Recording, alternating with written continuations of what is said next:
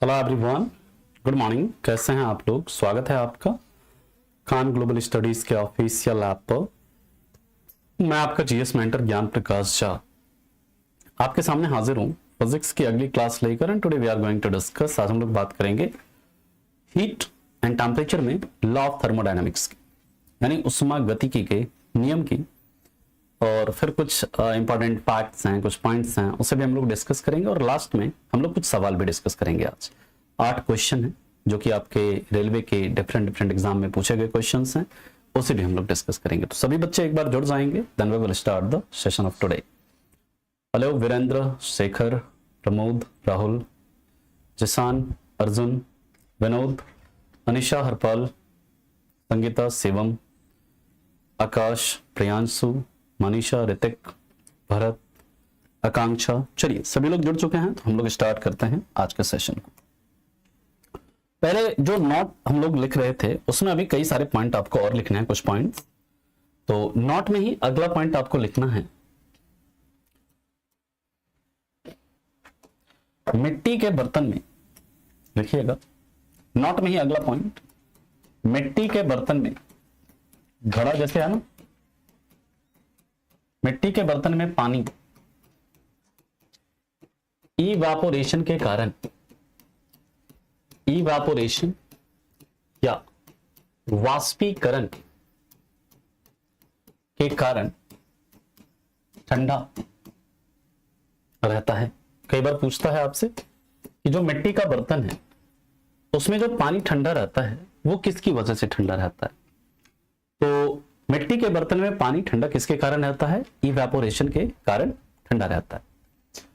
कई बार अगला पॉइंट पूछता है कि तेज हवा वाली रात में ओस यानी ड्यू नहीं बनते हैं, नहीं बनता है, ओस नहीं बनता है, क्योंकि वाष्पीकरण का दर, तेज हवा बहता है तो उससे वाष्पीकरण का दर क्या होता है? ज्यादा होता है, ज्यादा होता है। अगर तेज हवा चलती है रात में तो ओस आपका नहीं बनेगा। क्यों? तेज हवा चलने पर वाष्पीकरण का दर जो होता है वो क्या होता है? बढ़ जाता है ना? क्लियर? ठीक है, इस पॉइंट को लिखिए। फिर हम लोग चलते हैं, और भी कई सारे इंपॉर्टेंट पॉइंट्स हैं उसे हम लोग लिखते हैं। नेक्स्ट याद रखिएगा कि पानी में नमक मिलाने पर, पानी में अगर आप नमक मिला देते हैं, ओस का मतलब ड्यू नहीं, ओस की बूंद होती है ना, वही ड्यू है। हिंदी इंग्लिश में इसे ड्यू बोलते हैं। याद रखिएगा पानी में नमक मिलाने पर, बहुत इंपॉर्टेंट पॉइंट है, जितने भी पॉइंट्स लिखा रहा हूं डायरेक्टली यहां से क्वेश्चन बनते हैं आपके। पानी में नमक मिलाने पर उसका क्वथनांक बिंदु यानी बॉइलिंग पॉइंट, मैं शॉर्ट फॉर्म में यहां पर बॉइलिंग पॉइंट लिख दिया है मैंने, आप हिंदी में लिख लीजिए, क्वथनांक बिंदु बढ़ जाता है और हिमांक बिंदु, हिमांक बिंदु यानी कि जो फ्रीजिंग पॉइंट है, हिमांक बिंदु घट जाता है, हिमांक बिंदु घट जाता है। इसके बाद अगला पॉइंट याद रखेंगे, नेक्स्ट पॉइंट, हाँ शीत भी कहते हैं उसको, यस। अगला पॉइंट लिख लीजिएगा, ऑटोमेटिक इंजन्स में, automatic engine anti freezing agent, anti freezing agent के रूप में, ये सब फैक्ट इसको मेमोराइज करना है आप। एंटी फ्रीजिंग एजेंट के रूप में इथाइल ग्लाइकॉल का यूज किया जाता है, इथाइल ग्लाइकॉल का यूज किया जाता है। ठीक है,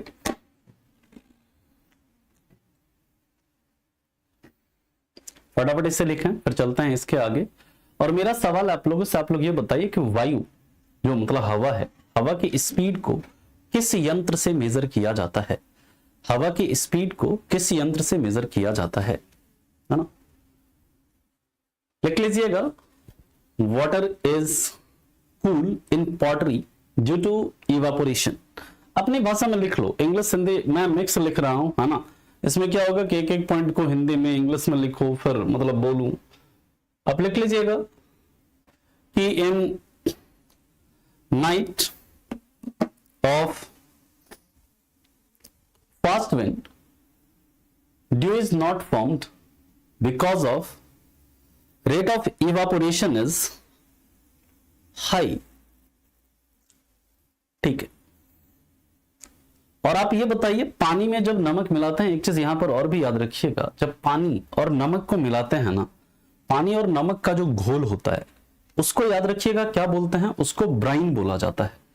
ये भी आप याद रखिएगा, क्योंकि कई बार पूछा जाता है पानी और नमक के घोल को क्या कहते हैं। तो पानी और नमक के घोल को क्या, ब्राइन कहा जाता है, याद रखिएगा इस चीज को। ठीक है, क्लियर। तो फटाफट से लिखें, फिर चलते हैं इसके आगे। यहां तक किसी को कोई दिक्कत है तो आप बताइए।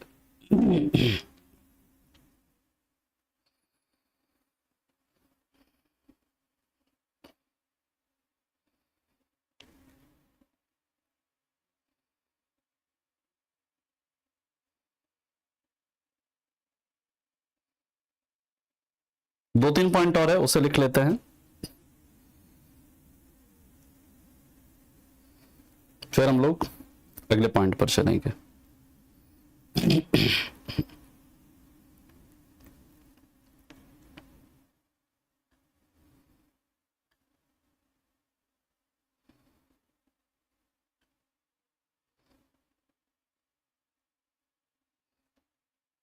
ठीक है, हाँ, एनेमोमीटर होता है।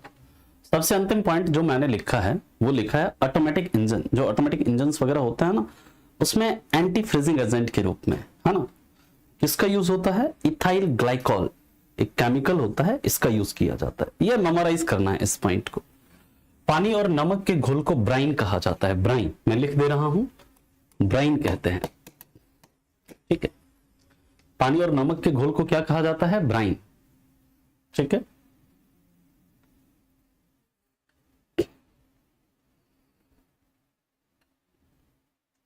ठीक है। 2 नंबर मैंने लिखा है कि तेज हवा वाली रात, जिस रात में तेज हवा चलती है ना, उसमें क्या होता है, ड्यू यानी कि ओस नहीं बनता है। क्यों? क्योंकि उस जैसे तेज हवा के कारण वाष्पीकरण का जो दर है ना वो ज्यादा होता है, बढ़ जाता है, इसी कारण। ठीक है, 4 नंबर को आप लिख लीजिएगा स्वचालित इंजन, हिंदी में लिख लीजिएगा स्वचालित इंजन में हिमरोधी के रूप में, स्वचालित इंजन में हिमरोधी के रूप में इथाइल ग्लाइकॉल का प्रयोग किया जाता है। लिख लीजिएगा हिंदी में। ठीक है, क्लियर। अगर किसी का क्लास नहीं चल रहा है तो वो क्लास को क्या कर लीजिए, रिफ्रेश कर लीजिए। और हवा का जो मतलब गति है, वायु की जो गति है, उसको एनेमोमीटर से मेजर करते हैं। ठीक है, ये सब ऑलरेडी आपको लिखाया हुआ है पहले की क्लास में। अब आगे मूव करें, किसी को कोई दिक्कत? अब चलिए, अब हम लोग 2-3 पॉइंट और लिखेंगे, फिर अगले कॉन्सेप्ट पर मूव करेंगे। नेक्स्ट है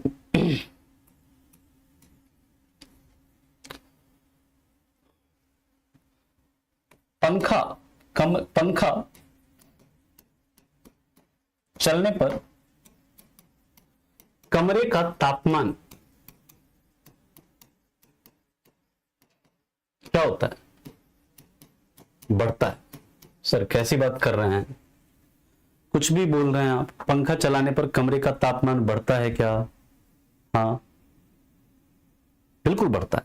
कहिए सर फिर आखिर ठंडा क्यों लगता है हमें? ठीक है, हाँ बिल्कुल, बेंजामिन नेतन्याहू जी। फिर सवाल उठता है सर आखिर ठंडा क्यों लगता है? तो याद रखिएगा, पंखा चलने पर ठंड का एहसास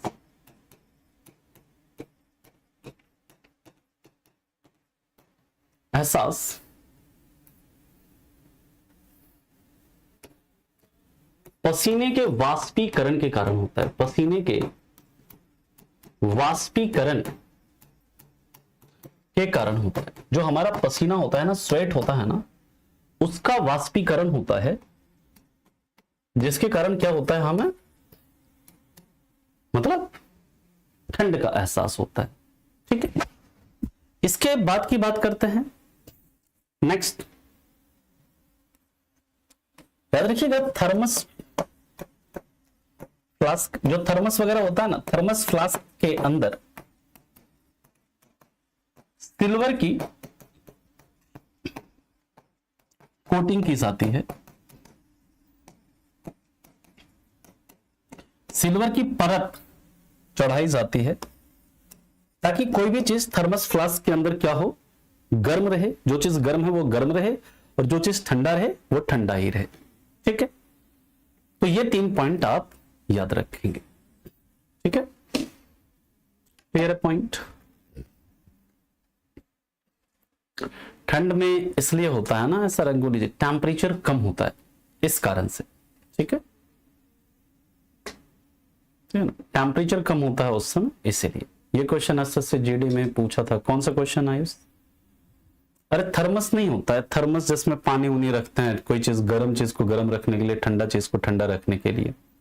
ठीक है, वही होता है थर्मस, जिसको थर्मस बोलते हैं हम लोग सिंपल। ठीक है, तो पंखा चलाने पर याद रखिएगा, कमरे का तापमान क्या होगा, बढ़ेगा। पंखा चलाने पर ठंड का जो अनुभव होता है किसके कारण, पसीने के वाष्पीकरण के कारण होता है। और थर्मस फ्लास्क के अंदर किसकी, सिल्वर की कोटिंग की जाती है। ठीक है, सिल्वर इज कोटेड, इसको लिख लीजिएगा, silver is coated inside thermos flask, है ना। मूविंग फैन, मतलब लिख लीजिएगा कि due to evaporation of sweat we feel cool, we feel cold after moving fan, है ना। इस तरह से अपना लिख लीजिए, पहला पॉइंट पे लिख लीजिएगा इसको। ठीक है,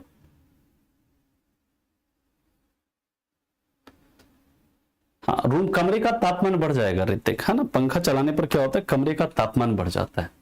ठीक, चलिए अब हम लोग बात करते हैं इसके बाद अगला जो कॉन्सेप्ट है, that is Newton's law of cooling. Important concept है, न्यूटन आपका पीछा कहीं नहीं छोड़ेगा। न्यूटन्स लॉ ऑफ कूलिंग, या इसे कहते हैं न्यूटन का शीतलन नियम। इस कॉन्सेप्ट को समझिएगा, इंपॉर्टेंट है। न्यूटन का शीतलन नियम, न्यूटन का शीतलन नियम क्या कहता है, यह कहता है किसी, पहले आप इसे समझ लो। न्यूटन्स लॉ ऑफ कूलिंग क्या कहता है, जैसे मान लीजिएगा कोई वस्तु है, इसका टेम्परेचर मान लीजिए 50 डिग्री सेल्सियस है। 50 डिग्री सेल्सियस से इसका टेम्परेचर मान लीजिए 30 डिग्री सेल्सियस होने में जो टाइम लग रहा है, यहां पर मान लीजिए टाइम लग रहा है T1। ठीक है, और फिर इसका टेम्परेचर इस 30 डिग्री सेल्सियस से 20, मतलब 20 डिग्री सेल्सियस फिर कम करिए, 10 डिग्री सेल्सियस होने में मान लीजिए टाइम लग रहा है T2। ध्यान से समझिएगा इस कॉन्सेप्ट को। अच्छा, वो होता है 360 अपॉन थीटा होता है, बताएंगे विनोद जी जब हम लोग लाइट में आएंगे ना, वहां पर मतलब डिस्कस करेंगे। ये कहता है न्यूटन्स लॉ ऑफ कूलिंग क्या कहता है, किसी भी चीज को गर्म से थोड़ा ठंडा होने में और फिर थोड़े ठंडे से पूरा ठंडा होने में, यहां पर जो समय लगेगा ये T1 जो लगेगा, ये T1 जो होगा वो T2 से क्या होगा, ज्यादा होगा। इसका भी स्टेटमेंट हम लिखेंगे।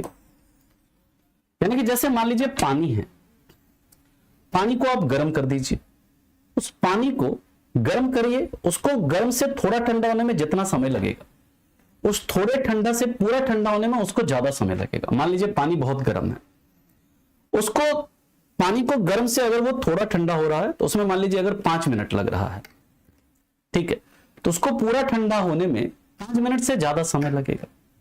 ठीक है, बात समझ में आ रही। लॉ ऑफ थर्मोडायनेमिक्स अभी इसके बाद हम लोग पढ़ेंगे, है ना। तो ये कहता है न्यूटन्स लॉ ऑफ कूलिंग क्या कहता है, किसी वस्तु को गर्म से थोड़ा ठंडा होने में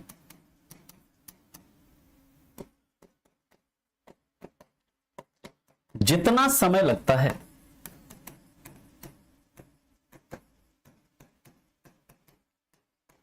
थोड़ा ठंडा से पूरा ठंडा होने में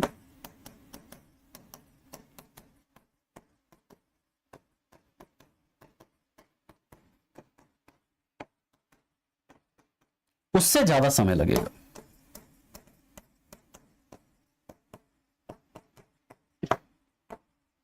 उससे ज्यादा समय लगेगा। ये किसी भी वस्तु के साथ होता है, ठीक है, क्लियर। यहां पर जो है T1 नहीं, T1 कम होगा T2 से।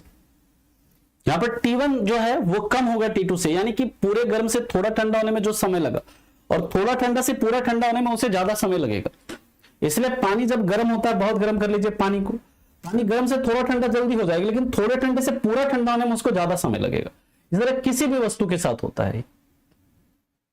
जैसे मान लीजिए आप कोई चाय बनाते हैं, केटली को आप गर्म करते हैं, केटली बहुत गर्म है, केटली थोड़ा सा ठंडा जल्दी हो जाएगा, लेकिन उसको थोड़ा ठंडा से पूरा ठंडा होने में बहुत टाइम लगता है, उससे ज्यादा समय लगेगा, है ना।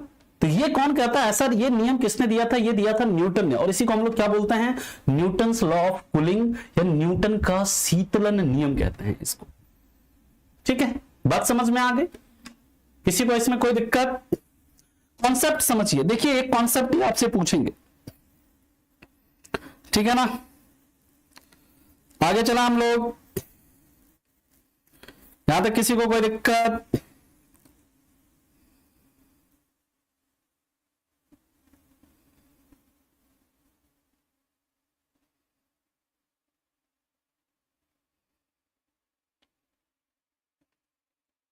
इसके बाद हम लोग बात करेंगे किरचॉफ्स लॉ, किरचॉफ्स लॉ, फिर हम लोग आएंगे उष्मागतिकी के नियम पर।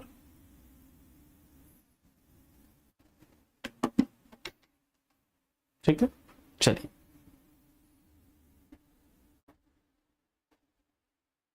T1 T2 से ज्यादा कम, T1 कम होगा ना T2 से।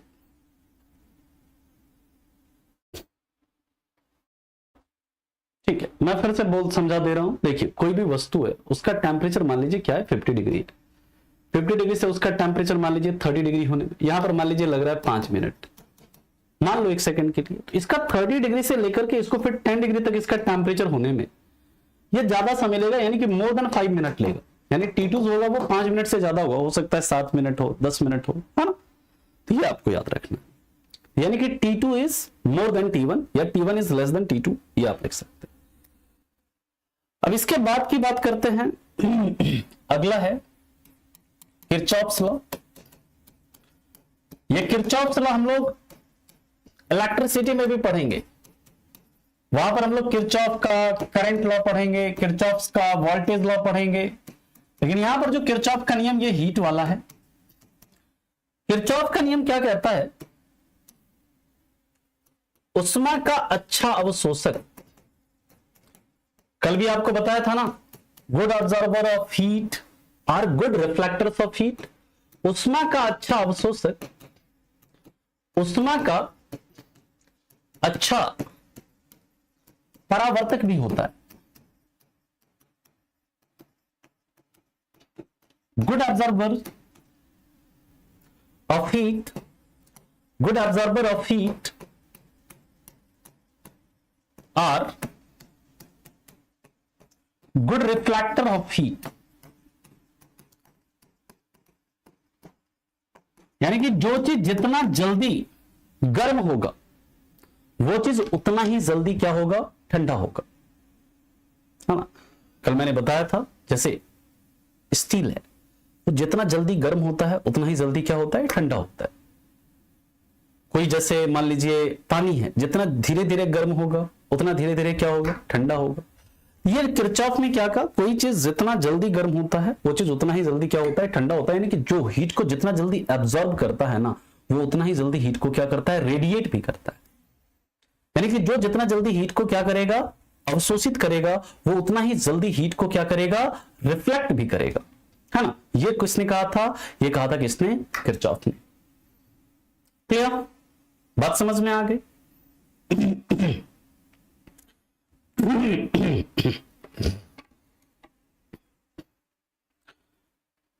लिख लीजिएगा, इंग्लिश में जिसको लिखना है time required by any object from hot to little cool is less than time required by substance to little cool, time required by substance for little cool to complete cool, है ना? लिख लीजिएगा ऐसे English में, और अपनी भाषा में नोट्स देखो, आप अपनी भाषा में बनाओ, है ना? मैं लिख दे रहा हूं, है ना? अब इलेक्ट्रिसिटी में तो बहुत मजा आएगा, आगे हम लोग चलेंगे, है ना? कपड़ा प्रेस करने वाला आयरन के सिद्धांत पर काम करता है। पूरा सवाल मैं आपका समझ नहीं पा रहा हूं, अभी क्वेश्चन कराएंगे लास्ट में आपको, ठीक है? बिल्कुल बिल्कुल, बोर्ड पर करा रहे हैं वो सारा नोट्स वाला सेम रहेगा ना सर? प्लीज बता दीजिए जो बोर्ड पर करा रहे हैं। ये आपको खुद का नोट बनाना है, नोट आपको बना हुआ नहीं मिलेगा कहीं पे, आपको अपना खुद का नोट बनाना है, ठीक है? क्या हम ये बोल सकते हैं कि जो फोन जितना जल्दी चार्ज होता है? अरे नहीं, वो अलग चीज है ना, ठीक है? आगे चला, हम लोग नेक्स्ट पॉइंट पर मूव करें।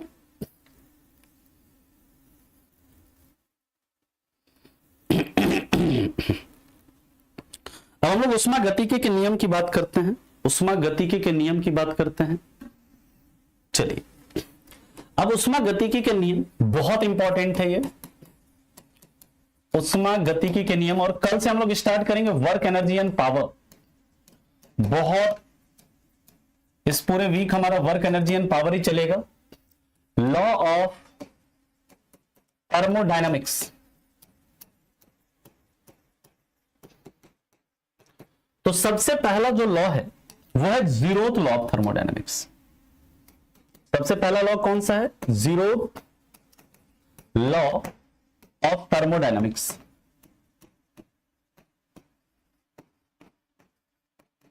या फिर इसे बोलता है उष्मागतिकी का शून्यवां नियम, उष्मागतिकी का शून्यवां नियम।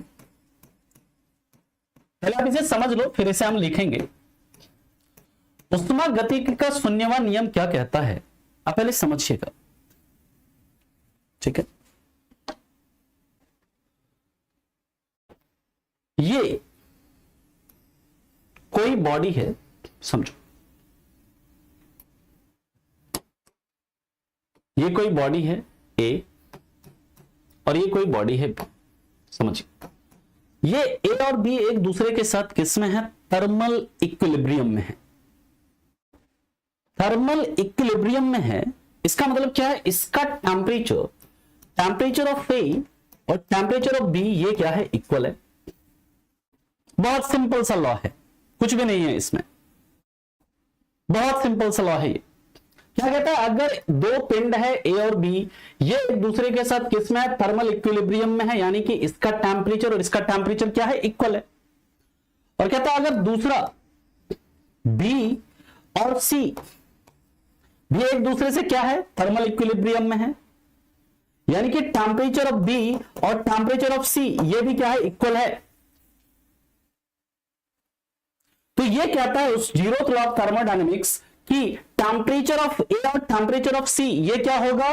थर्मल इक्विलिब्रियम, यानी कि ए और सी भी क्या होगा? थर्मल इक्विलिब्रियम होगा। ये सिंपल सा कॉन्सेप्ट है, इसमें कुछ है क्या? देखो सिंपल सी बात, कह रहा है ए और बी क्या है? एक दूसरे के साथ थर्मल इक्विलिब्रियम में है, यानी कि तापमान ए और बी का क्या है? समान है। बी और सी एक दूसरे के साथ थर्मल इक्विलिब्रियम में, यानी कि बी और सी का भी तापमान समान है। तो सिंपल सी बात है, ए और सी का तापमान भी क्या होगा? समान होगा, यानी कि ए और सी भी किसमें होगा? थर्मल इक्विलिब्रियम में होगा। That's it. यही कहता है जीरोथ लॉ ऑफ थर्मोडायनेमिक्स, और इसमें कुछ भी नहीं है, ठीक है? अब इसको हम लोग लिख लेते हैं। ये बात सबको समझ में आ गया?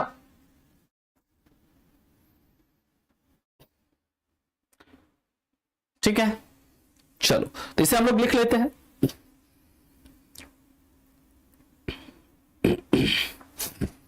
अभी पूरा लिखेंगे इसको, चिंता मत करिए, ठीक है। अगर ए तथा बी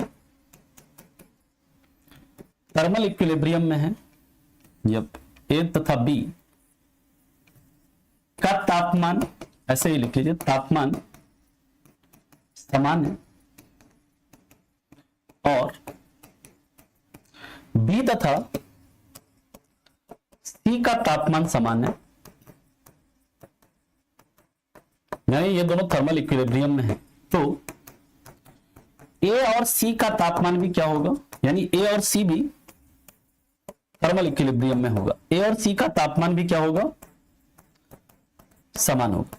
इंग्लिश में लिखना है, लिख लीजिएगा, if A and B are in thermal equilibrium and B and C are in thermal equilibrium, then A and C also in thermal equilibrium. इसी को आप लिख लो यहां पर, इसके बाद कंटिन्यू इधर लिख लेना, if temperature of A is equal to temperature of B and temperature of B is equal to temperature of C, then क्या होगा, temperature of A is equal to temperature of C. बस इतनी सी बात है, यही आपका है, कौन सा, यही आपका जीरो था थर्मोडायनेमिक्स, और इसमें कुछ भी नहीं है, बस इतना ही इसमें याद रखना। क्लियर,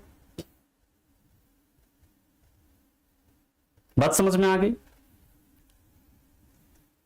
क्लियर है यहां तक सबको? हाँ, वही दोस्त का दोस्त क्या होता है, दोस्त होता है, ठीक है। चलो बहुत बढ़िया, अब हम लोग चलते हैं इसके आगे, फर्स्ट लॉ ऑफ थर्मोडायनेमिक्स की बात करते हैं।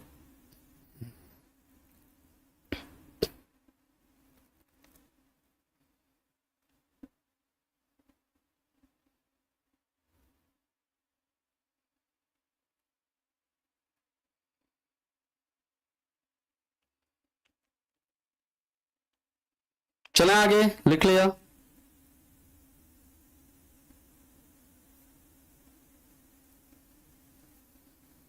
आगे मूव करें।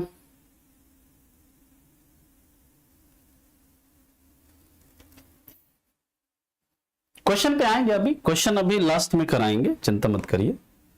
नेक्स्ट है second law of thermodynamics, second law of,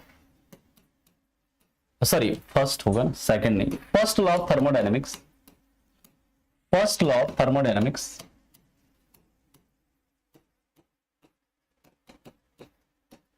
यानी इसे कहते हैं उष्मा गतिकी का पहला नियम। क्वेश्चन कैसे पूछा है रेलवे में, अभी आपको लास्ट में अभी आपको क्वेश्चन दिखाएंगे, चिंता मत करिए। उष्मा गतिकी का पहले नियम लास्ट में क्वेश्चन कराएंगे, जो रेलवे में पूछा गया अलग अलग एग्जाम में, वही क्वेश्चन कराएंगे आपको। और आप लोग ना एक काम जरूर करिएगा, रिक्वेस्ट है आप लोगों से, आप लोग अभी एएलपी का पेपर हुआ है ना, एएलपी का अभी क्या हुआ है, पेपर हुआ है, उसमें जितना आप लोगों ने पढ़ा है ना, आप उसके क्वेश्चंस देखिएगा जाकर के, ऑलमोस्ट आपके जो क्वेश्चंस हैं वो आपके नोट से ही होंगे मैक्सिमम। उसके क्वेश्चंस ऑफ फिजिक्स हो, चाहे केमिस्ट्री हो, चाहे बायो हो, सारे क्वेश्चंस जाकर के उसके करिए आप लोग, है ना, क्योंकि वही पैटर्न रहेगा आपका एनटीपीसी के पेपर में भी। एनटीपीसी में भी वैसे ही सवाल आपके बनेंगे जैसे वहां पर बने, तो आप लोग जरूर देखिएगा जो भी एलपी के अंदर क्वेश्चंस पूछे गए हैं, ठीक है। और आगे अभी जैसे पेपर होगा, आरपीएफ एसआई का पेपर होगा, अभी आगे अभी जेई वाला पेपर होगा, उसमें भी जो सीबीटी 1 के अंदर जो क्वेश्चन पूछा जाएगा, ऐसे मैं आपको करवाऊंगा, मैं भी आपको क्लास वगैरह में कभी वाईटी वगैरह में करवा दूंगा, वाईटी पर सेशन लेकर के, लेकिन आप लोग खुद से भी करिएगा, ठीक है। चलिए, क्वेश्चन ऑनलाइन आपको मिल जाएगा, है ना, ऑनलाइन आप सर्च करिएगा, मिल जाएगा क्वेश्चन आपको, कुछ दिन में 2 4 10 दिन में आ जाता है ना। अब उष्मा गतिकी का पहला नियम क्या कहता है, ये कहता है इट इज बेस्ड ऑन, मतलब याद रखिएगा यह क्या है, ऊर्जा संरक्षण के सिद्धांत पर आधारित है। ऊर्जा संरक्षण के सिद्धांत पर क्या है, आधारित है, यानी it is based on law of conservation of energy. वही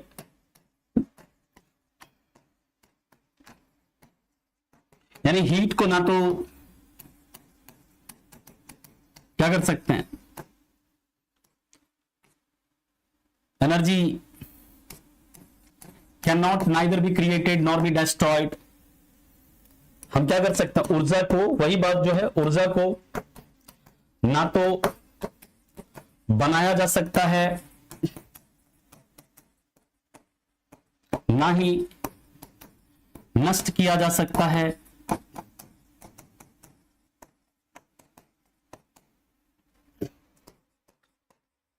इसे सिर्फ एक रूप से दूसरे रूप में बदला जा सकता है। इसे सिर्फ इंग्लिश में मैं बोल दूंगा अभी, इसे सिर्फ एक रूप से दूसरे रूप में बदला जा सकता है, एक रूप से दूसरे रूप में बदला जा सकता है।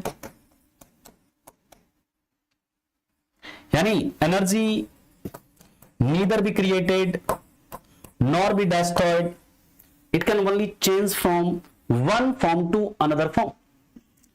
Energy neither be created nor be destroyed, it can only change from one form to another form. ठीक है, बात समझ में आ गई। हीट क्या है, हीट भी तो एक प्रकार का ऊर्जा, heat is a form of energy. उष्मा भी क्या है, एक प्रकार ऊर्जा का ही तो रूप है। तो ये उष्मा गतिकी का पहला नियम क्या कहता है, भाई हीट को ना तो हम बना सकते हैं ना नष्ट कर सकते हैं, इसे सिर्फ एक रूप से दूसरे रूप में क्या कर सकते हैं, हम चेंज कर सकते हैं, बदल सकते हैं। वही बात है यहां पर। अब इसके बाद हम लोग चर्चा करेंगे उष्मा गतिकी के पहले नियम की। पहले आप इसे लिखो, फिर चलते हैं इसके आगे। उष्मा गतिकी का मतलब दूसरा नियम,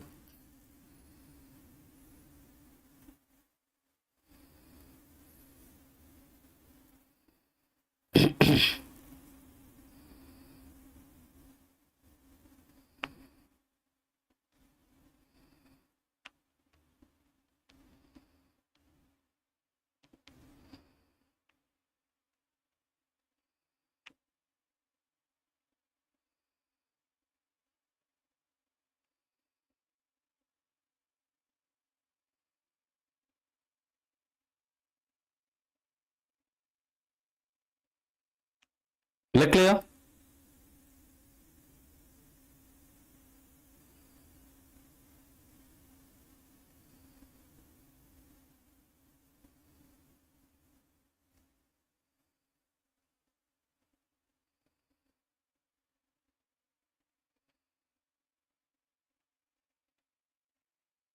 कैन आई मूव?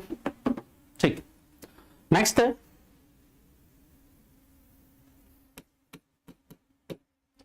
उष्मा गतिकी का दूसरा नियम।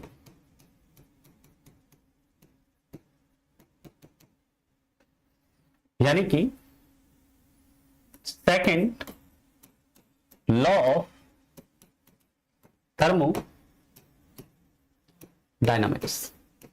सेकंड लॉ ऑफ थर्मोडायनामिक्स, सबसे पहले याद रखिएगा, इट डिफाइंस एंट्रोपी।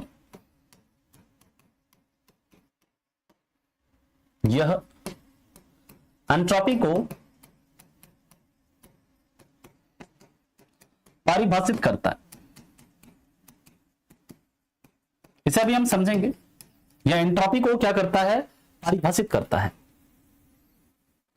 जैसे हम लोगों ने पढ़ा था न्यूटन की गति का दूसरा नियम किसे परिभाषित करता है, मतलब न्यूटन की गति का पहला नियम फोर्स का डेफिनेशन देता है, दूसरा नियम फोर्स का सूत्र देता है। एंट्रोपी क्या होता है अभी हम लोग समझेंगे, एंट्रोपी को अभी हम लोग डिफाइन करेंगे। ठीक, याद रखिएगा यह उष्मा गतिकी का दूसरा नियम क्या कहता है कि मान लीजिए कि अगर आप किसी सिस्टम को, कोई सिस्टम है, इसको आप क्या करते हैं, अभी एंट्रोपी पे आ रहे हैं, जस्ट वेट, एंट्रोपी को अभी हम देखेंगे। मान लीजिए अगर आप किसी सिस्टम को क्या कर रहे हैं, आप 100 जूल दे रहे हैं, ठीक, तो ये आउटपुट जो दे रहा है इससे कितना 80 जूल का दे रहा है। अभी आ रहे एंट्रोपी पे आ रहा है, पहले आप समझो थोड़ा सा। ये क्या कहता है, उष्मा गतिकी का जो दूसरा नियम ये क्या कहता है कि अगर मान लीजिए किसी आप सिस्टम को क्या कर रहे हैं, 100 जूल आप दे रहे हैं एनर्जी, इनपुट दे रहे हैं, और ये इसका आउटपुट कितना दे रहा है, 80 जूल दे रहा है।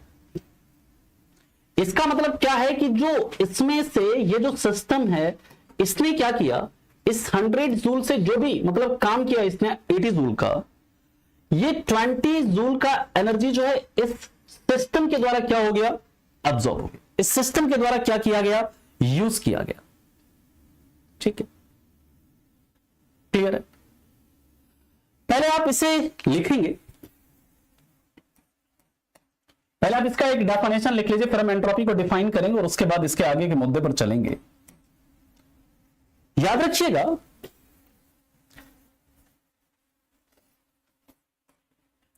ये कहता है कि नॉर्मली, समझिएगा, नॉर्मली, सामान्यतः, ऐसे लिख लीजिए, सामान्यतः उष्मा का प्रवाह, उष्मा का प्रवाह उच्च तापमान से निम्न तापमान की ओर होता है।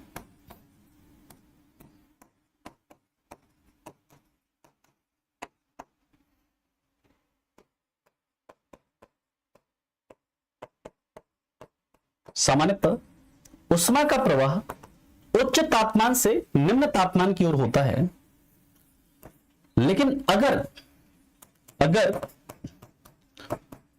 उष्मा का प्रवाह निम्न तापमान से उच्च तापमान की ओर कराना हो,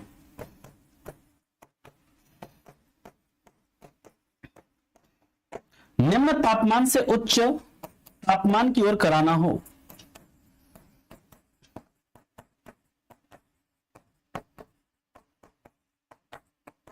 तो ऐसा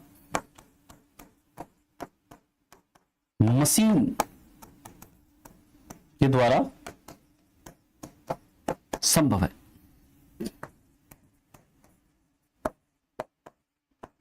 ऐसा मशीन के द्वारा संभव है। अभी एंट्रोपी के ऊपर हम लोग आएंगे, एंट्रोपी के रूप में अभी एंट्रोपी को हम लोग डिफाइन करेंगे, क्या होता है उसको भी हम लोग समझेंगे। जैसे मान लीजिए सेकंड जो लॉ ऑफ थर्मोडायनेमिक्स है वो कहता है कि कोई भी मतलब जो आपका नॉर्मली जो हीट का ट्रांसफर होता है वो कैसे होता है, वो आपका हाई टेम्परेचर से लो टेम्परेचर की ओर होता है। लेकिन अगर मान लीजिए हमें हीट का ट्रांसफर कैसे कराना है, लो टेम्परेचर से हाई टेम्परेचर की ओर कराना है, ऐसा कराने के लिए हमें किसकी आवश्यकता पड़ेगी, मशीन की जरूरत पड़ेगी, लाइक एयर कंडीशनर। एसी क्या करता है, आपके कमरे का तापमान बाहर के तापमान से क्या होता है, कम होता है ना। कमरे का तापमान क्या होता है, बाहर का जो तापमान होता है उससे तो कम ही होता है, लेकिन फिर भी वो हीट का ट्रांसफर क्या करता है, रूम से बाहर की ओर करता है। कमरे से क्या करता है, कमरे को ठंडा करता है और यहां से हीट का ट्रांसफर किधर, बाहर की ओर करता है। ठीक है, और पहले आप इसे लिखो, फिर इसके आगे चलते हैं अगले पॉइंट पर, एंट्रोपी क्या होता है और इसके आगे क्या क्या कॉन्सेप्ट है उसे हम लोग समझते हैं। पहले आप इसे लिखिए, फिर चलते हैं इसके आगे।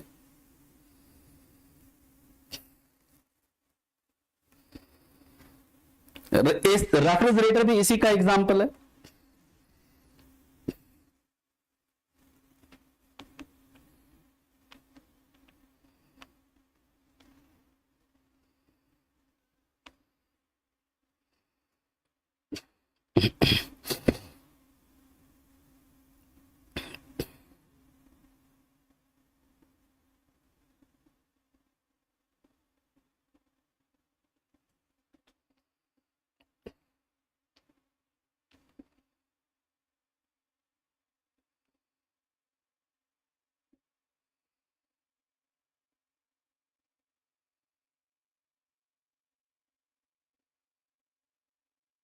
लिख लिया यहां तक सभी ने?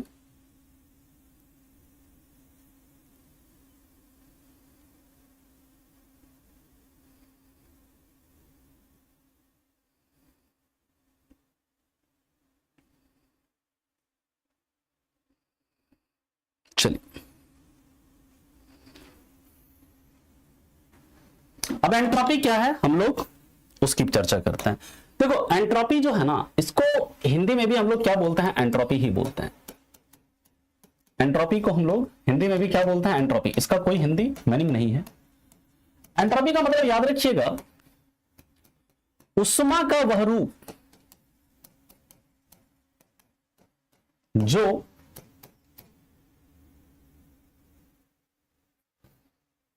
जो सिस्टम या मशीन के द्वारा यूज हो जाता है और जिसे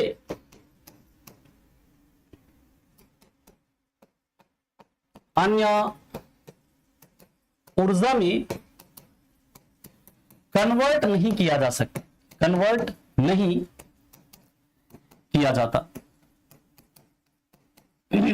जैसे मान लीजिए यहां पर मैंने आपको बताया, कोई भी सिस्टम है या कोई भी मशीन है, उसको आपने 100 जूल एनर्जी दिया, लेकिन इसने क्या किया, इससे जो आउटपुट आया वो कितने का आया, 80 जूल का ही आउटपुट आया। इसका मतलब कि यहां पर क्या हुआ, डिसऑर्डर हुआ, यानी कि यहां पर कुछ ना कुछ क्या हुआ, यहां पर एनर्जी जो है कम इसने आउटपुट दिया। इसका मतलब ये 20 जूल गया किधर, ये 20 जूल जो है इस मशीन के द्वारा या इस सिस्टम के द्वारा क्या हुआ, यूज किया गया। ठीक है, इस मशीन या इस सिस्टम के द्वारा क्या किया गया, यूज किया गया। और यही जो कि आपका कन्वर्ट नहीं हो पाया, जो ऊर्जा जो कि इस सिस्टम के द्वारा इस मशीन के द्वारा यूज किया गया, ये क्या हो गया, इसका एंट्रोपी हो जाएगा। ठीक है, ये क्या हो जाएगा, इसका एंट्रोपी हो जाएगा। अगर आपसे पूछा जाए कि एंट्रोपी को कौन सा लॉ डिफाइन करता है, एंट्रोपी को कौन सा लॉ डिफाइन करता है, हाँ बिल्कुल कह सकते हैं। तो एंट्रोपी को कौन सा लॉ डिफाइन करता है, ये करता है आपका ऊष्मागतिकी का दूसरा नियम।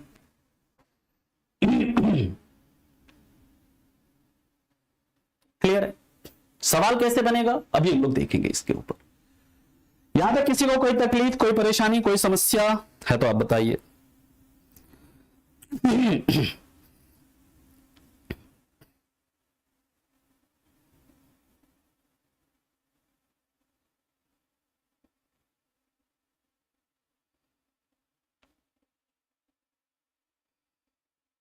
और इसके बाद हम लोग बात करते हैं ऊष्मागतिकी का तीसरा नियम। ऊष्मागतिकी का तीसरा नियम,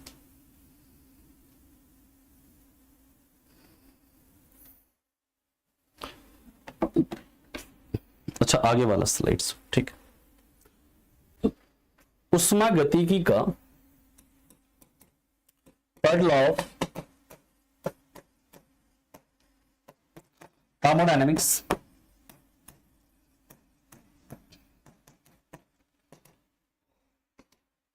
कल आप लोग याद दिला दीजिएगा एक चीज, है ना, हाँ लिखना है, लिख लीजिए। कल आप लोग एक चीज याद दिला दीजिएगा कि सर आप ना चार्ल्स लॉ, बॉयल्स लॉ और 3-4 लॉ हैं, उसको सर बताना है, तब जाकर के हमें वर्क एनर्जी एंड पावर में चलना है। ठीक है, तो ये 3-4 नियम हैं, चार्ल्स लॉ, बॉयल्स लॉ, ये कराना है, ये आप बताइएगा, क्योंकि रेलवे में कई बार यहां से पूछता है चार्ल्स लॉ क्या है, खास करके ये 2 लॉ ना, इसका जो डेफिनेशन ये आपको पता होना चाहिए, चार्ल्स लॉ और बॉयल्स लॉ का, क्योंकि वहां से सवाल आपके एग्जाम में पूछते हैं, बहुत ज्यादा पूछते हैं। हाँ, गैस लुसाक लॉ है ना, गैस लुसैक लॉ है ना, Charles law, Boyle's law, Gay Lussac law, है ना, ये सब आपको कल याद दिला देना, मैं ये तीनों लॉ करवा दूंगा, है ना। वो बहुत इंपॉर्टेंट है, क्योंकि रेलवे में बहुत बार पूछा गया है ये। तो थर्ड लॉ ऑफ थर्मोडायनेमिक्स क्या कहता है, ऊष्मागतिकी का तीसरा नियम।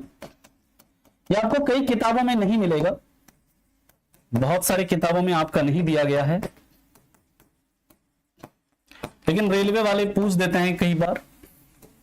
ऊष्मागतिकी का तीसरा नियम क्या कहता है, किसी पिंड का तापमान, अगर किसी पिंड के टेम्परेचर को आप क्या करते हो, एब्सोल्यूट टेम्परेचर कर देते हैं। अगर किसी पिंड का टेम्परेचर आप क्या कर देते हैं, परम तापमान पर पहुंचा देते हैं, मतलब परम शून्य तापमान पर पहुंचा देते हैं। परम शून्य तापमान क्या होता है तो आप जानते हैं, -273 डिग्री सेल्सियस, और 0 केल्विन कर देते हैं किसी पिंड का तापमान, अगर 0 केल्विन या फिर अगर -273 डिग्री सेल्सियस अगर कर देते हैं, तो किसी पिंड का इंट्रोपी जो होता है परम शून्य तापमान पर क्या होता है, कांस्टेंट हो जाता है, नियत हो जाता है। ठीक है, तो लिख लीजिएगा परम शून्य तापमान पर, परम शून्य तापमान पर, और परम शून्य तापमान क्या आपको पता है, एब्सोल्यूट जीरो टेम्परेचर क्या है, -273 डिग्री सेल्सियस और 0 केल्विन, जो कि हमारे एटमॉस्फेयर में सबसे जो lowest temperature lowest possible temperature जो है वो -273 डिग्री सेल्सियस ही है। ठीक है, तो परम शून्य तापमान पर किसी पिंड की एंट्रोपी क्या हो जाती है, कांस्टेंट हो जाती है, एंट्रोपी नियत हो जाती है, नियत हो जाती है। बस इसका स्टेटमेंट याद रखना और इसमें कुछ भी याद नहीं रखना। अगर आपसे पूछेंगे बस ये स्टेटमेंट पूछेंगे और कुछ नहीं पूछेंगे पेपर में, बस इतना आप याद रखो। ठीक है, at absolute zero temperature, English में लिख लीजिएगा, at absolute zero temperature entropy of any body is constant, entropy of any body is constant. ठीक है, कॉन्ट्रोपी नहीं, एंट्रोपी देख लीजिएगा। उष्मा का, अच्छा ये उष्मा का वह रूप जो सिस्टम या मशीन के द्वारा यूज हो जाता है और जिसे अन्य ऊर्जा में कन्वर्ट नहीं किया जाता है ना, उष्मा का वह रूप जो सिस्टम या मशीन के द्वारा यूज हो जाता है और जिसे अन्य ऊर्जा में कन्वर्ट नहीं किया जाता। ठीक है सर,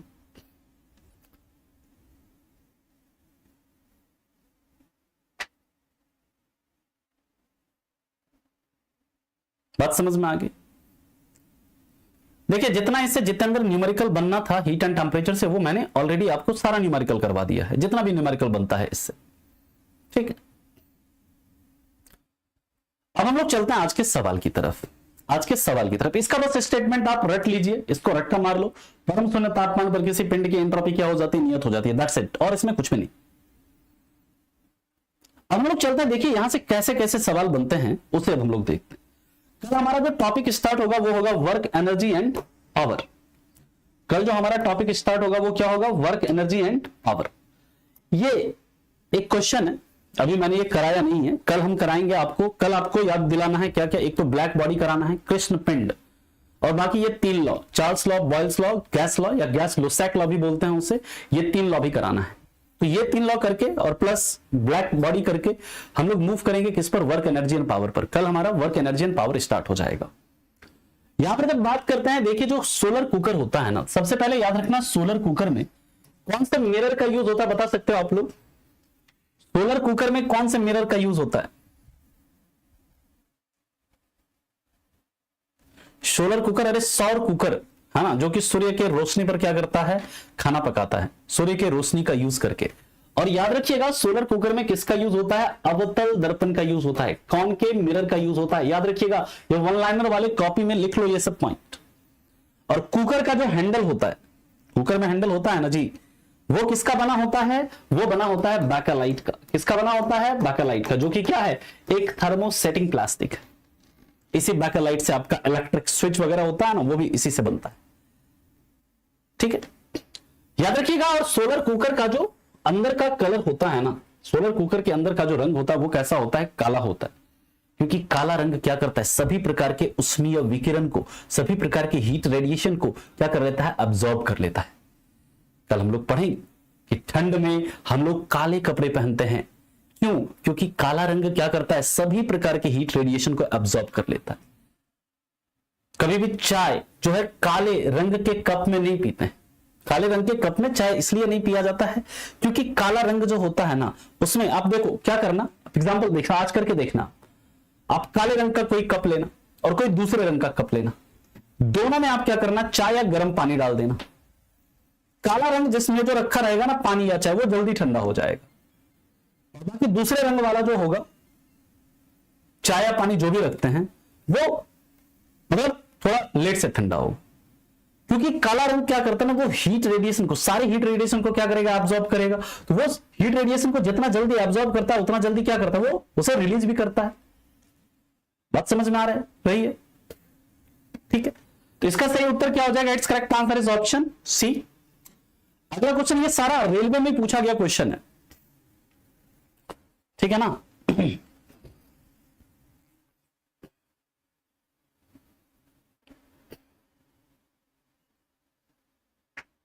बिल्कुल बिल्कुल। अब यहां पर देखिए, amount of radiation mainly depends upon the, कह रहा विकिरण की मात्रा मुख्यतः निर्भर करती है। ये पॉइंट आप लिख लीजिएगा अपने नोट में, ये पॉइंट आप एड ऑन कर लीजिएगा, क्योंकि रेडिएशन का जो मात्रा है ना, ये तीनों पर डिपेंड करता है। आप लिख लीजिएगा, इस पॉइंट को नोट में लिख लीजिए। Amount of radiation depends on, या हिंदी में लिख लीजिएगा, विकिरण की मात्रा मुख्यतः निर्भर करती है किस पर? पहला पॉइंट दे दीजिएगा, जो नेचर ऑफ बॉडी है, यानी पिंड की प्रकृति क्या है उस पर डिपेंड करता है। पिंड का टेम्परेचर क्या है उस पर भी डिपेंड करता है, और पिंड के सरफेस का टाइप क्या है, यानी पिंड का जो सतह है उसका क्या प्रकार है उस पर डिपेंड करता है। यानी कि इन तीनों चीज पर निर्भर करता है। इसे फटाफट आप लोग नोट में लिख लीजिएगा कि रेडिएशन, जो अमाउंट ऑफ रेडिएशन या विकिरण की मात्रा इन तीनों चीज पर डिपेंड करती है, यानी कि नेचर ऑफ बॉडी, यानी जो आपका पिंड है उसका प्रकार क्या है, मतलब उसकी प्रकृति क्या है, उसके बाद आपका जो टेम्परेचर क्या है उस पिंड का, और उसका सरफेस कैसा है, उसके तीनों के ऊपर डिपेंड करेगा। क्लियर? तो इसे आप लोग नोट कर लीजिएगा। अरे रेडिएशन हीट ट्रांसफर का मेथड राठौर कल ही बताया था, भूल गए आप लोग? रिवीजन किया करो। Which temperature can water exist in both liquid and solid condition? आसान सा क्वेश्चन, ये सब रेलवे में पूछा गया क्वेश्चन अलग अलग पेपर में। किस टेम्परेचर पर तरल और ठोस दोनों अवस्था स्थिति में होता है? कौन सा? पानी। क्या हो जाएगा? 0 डिग्री सेल्सियस, है ना। चलो बहुत बढ़िया। अगला क्वेश्चन कह रहा है, विच थर्मोडायनेमिक्स लॉ डिफाइंस एंट्रोपी? पूछा गया क्वेश्चन रेलवे से, सीधा मैंने रेलवे के पेपर से ये क्वेश्चन लिया हुआ। जितना भी क्वेश्चन करवा रहे हैं आपको, रेलवे के डिफरेंट डिफरेंट पेपर का क्वेश्चन है ये। कौन सा डिफाइन करता है एंट्रोपी को? अभी बताया, सेकंड लो। नेक्स्ट क्वेश्चन देखिए क्या रहा, क्या कह रहा है, उष्मा गतिकी के किस नियम से आप ऊर्जा संरक्षण के नियम को जानते हैं? रेलवे का क्वेश्चन है, और ऐसा ही क्वेश्चन बनेगा आपके पेपर में भी।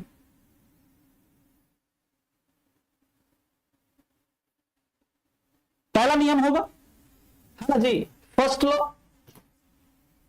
वही है ना, law of conservation of energy. अगला है, पढ़िए पढ़िए क्वेश्चन, कल ही कराइए कॉन्सेप्ट।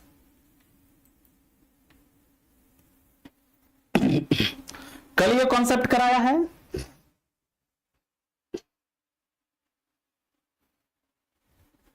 क्या कह रहा है कि निम्न में से कौन सा सही है? 0 डिग्री सेल्सियस पर गर्म करने पर पानी की विशिष्ट मात्रा, यानी पानी का स्पेसिफिक वॉल्यूम बोल रहा है, मतलब विशिष्ट आयतन लिख लीजिए, आयतन इसको हिंदी में, विशिष्ट आयतन क्या होगा? 0 डिग्री सेल्सियस पर जब गर्म करेंगे पानी को, तो पानी का क्या होगा? उसका वॉल्यूम पहले क्या होगा? घटेगा, फिर क्या होगा? बढ़ेगा। अगर मान लीजिए यहां पर विशिष्ट वॉल्यूम नहीं करके हम घनत्व कर देते, अगर स्पेसिफिक डेंसिटी कर देते, तो फिर ऑप्शन क्या हो जाता? आपका ए हो जाता, ऑप्शन चेंज हो जाता फिर। ठीक है, बात समझ में आ गई? चलिए नेक्स्ट क्वेश्चन, कह रहे heat transfer to any system is measured in the, किसी भी प्रणाली में उष्मा हस्तांतरण को किस में मेजर किया जाता है? हीट ट्रांसफर को किस में मेजर करेंगे बताइए? हीट ट्रांसफर को किस में मेजर करेंगे? अरे हीट को किस में मेजर किया जाता है? हीट का यूनिट क्या होता है? जूल, जूल में मेजर करेंगे, सिंपल। और हीट को मेजर किस डिवाइस से करते हैं? Heat is measured by which device बताइए?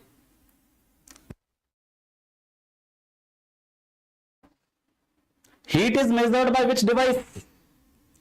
हीट को किस यंत्र से मेजर किया जाता है? अरे बताओ भाई जल्दी। टेक्नोमीटर से डेंसिटी मेजर करते हैं, थर्मोमीटर से टेम्परेचर मेजर करते हैं, सब भूल गया है। गौतमी जी ने बिल्कुल सही उत्तर दिया है, दैट इज कैलोरीमीटर। ऐसे काम नहीं चलेगा। थर्मामीटर है ना, थर्मामीटर से तापमान मापते हैं बाबू। और कैलोरीमीटर किस धातु का बना होता है? कैलोरीमीटर में किस धातु का यूज होता है बताइए? और यह है आज का लास्ट क्वेश्चन। पढ़िए सवाल को, उत्तर दीजिए। कह रहा है जब गर्म कणों की वास्तविक गति से उष्मा को गर्म वस्तु के एक कण से दूसरे कण में स्थानांतरित किया जाता है तो इस उष्मा स्थानांतरण को क्या कहा जाता है? कह रहा है when it is transferred from one particle of hot body to another by actual motion of the heated particle it is referred to as heat transfer bye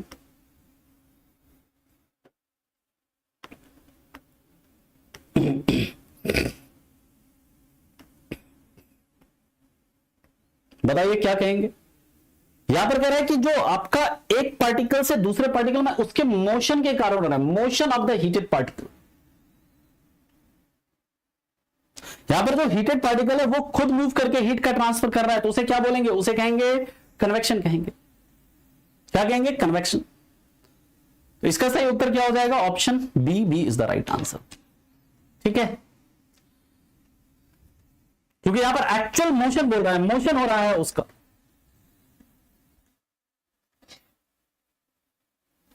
तो कितने क्वेश्चन सही हो गए? 8 में। 8 ही सवाल है आज, बाकी कल भी हम लोग कुछ सवाल करेंगे। और कैलोरीमीटर किससे बना होता है? That is made up of copper. ठीक है, 6 या उससे अधिक है तो ठीक है, अगर 6 से कम है तो रिवीजन करिए आप लोग, है ना, रिवाइज करो। ठीक है, कोई डाउट है तो आप लोग पूछ लीजिए।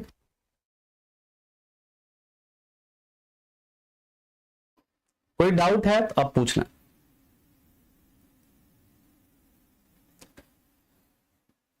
बिल्कुल हो जाएगा। आप जिसका भी देखिए प्रीवियस लेक्चर छूटा हुआ उसको आपको कवर करना है, जाकर के वो आप कवर करिए। ठीक है, पढ़ते समय नींद आता है, देखो कॉफी पिया करो, है ना। अगर पढ़ते समय नींद आता है कॉफी पीजिए, और उसका कोई उपाय नहीं है।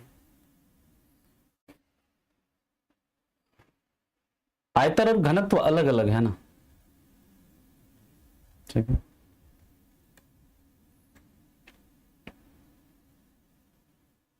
वो बात करेंगे इंडक्शन वगैरह के ऊपर बात करेंगे जब हम लोग आएंगे ना, मैग्नेटिज्म वगैरह में, वहां पर बात करेंगे।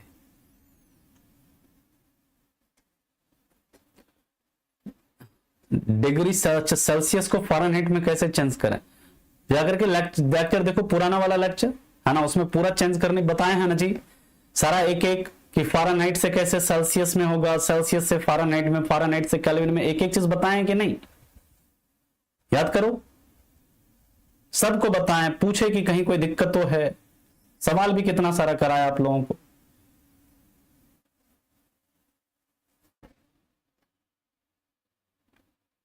ठीक है, अरे कोई भी वनडे आप एग्जाम दीजिए, सब हो जाएगा आपका।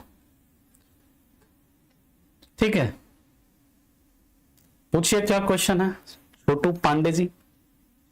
केमिस्ट्री फिजिक्स के बाद पढ़ेंगे, पहले फिजिक्स पढ़ लो फिर केमिस्ट्री भी पढ़ाएंगे, आपके एग्जाम के पहले सब हो जाएगा, है ना। पहले फिजिक्स तो अच्छे से पढ़ लो।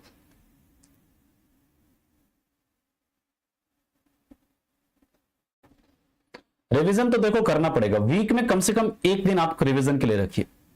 पूरा सब्जेक्ट जितना भी आप एक वीक में पढ़ते हैं ना, उसको संडे या किसी भी एक दिन में आप क्या करिए, सिर्फ और सिर्फ रिवाइज करिए, है ना। नहीं नहीं, ऐसा कोई हानि वगैरह नहीं होता माता, कोई दिक्कत नहीं है। ठीक है, अभी देखिए कुछ नहीं कर सकता प्रीति, मतलब बट हाँ एक्सपेक्टेड आप मान लो फैब वगैरह में होगा, उससे पहले पॉसिबल नहीं है। फैब के बाद ही होगा, उसके पहले पॉसिबल नहीं, फैब या उसके बाद होगा। रिवीजन, लैक ऑफ रिवीजन के कारण ही ऐसा, अगर आप रिवीजन नहीं करते हैं तो आप यहां पे अभी तो बना लेंगे लेकिन एग्जाम में नहीं बना पाएंगे, क्योंकि रिवीजन नहीं करते। फिजिक्स कितने नंबर का था? अराउंड 6 to 7 मार्क्स का आएगा।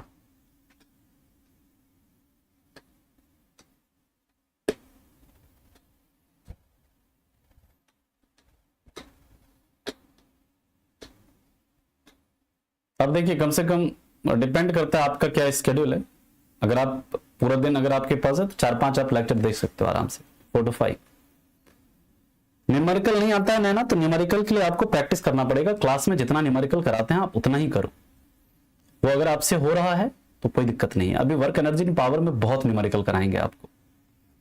ठीक है, न्यूमेरिकल देखो 2-3 नंबर का 2-3 क्वेश्चन रहेगा न्यूमेरिकल, 2 से 3 न्यूमेरिकल रहता है। ठीक है, देखिए आपको जितना करा ना आप लोग इतना करिए, जितना मैं करा रहा हूं इतना ही आप लोग करिए ना। आप एग्जाम में जब बैठेंगे ना तो आपको सीधा नोट से क्वेश्चन देखने को मिलेगा, या फिर आप एलपी का पेपर देख लीजिए, है ना, अभी आपका आरपीएफ वाला पेपर होगा, जेई वाला पेपर, उसमें आप क्वेश्चन देखिएगा। ठीक है, जितना करा रहे हैं इसको आप करते रहिए बस। ठीक है, तो चलिए मिलते हैं आपसे फिर हम कल की क्लास में इसके आगे के मुद्दों के साथ, आगे के टॉपिक के साथ। तब तक के लिए आप लोगों का धन्यवाद। Thank you so much, bye bye, take care and have a good day.